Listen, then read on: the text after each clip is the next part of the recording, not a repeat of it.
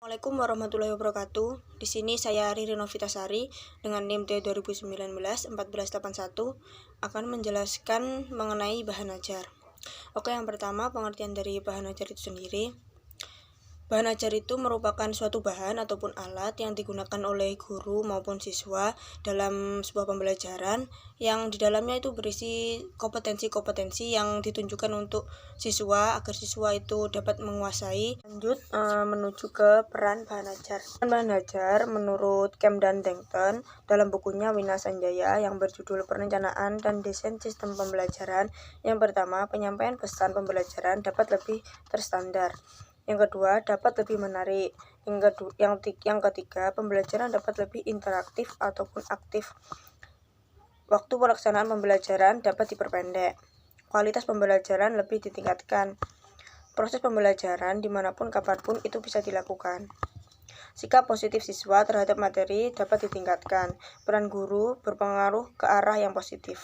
Maksud yang positif itu, guru bukan hanya satu-satunya sumber dalam belajar, melainkan banyak sekali media-media ataupun buku-buku yang dapat kita pelajari sebagai bahan untuk mencari ilmu maupun suatu pembelajaran yang belum kita ketahui.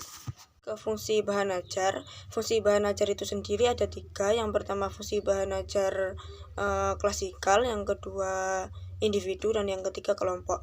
Oke, yang pertama fungsi bahan ajar dalam pembelajaran klasikal. 1.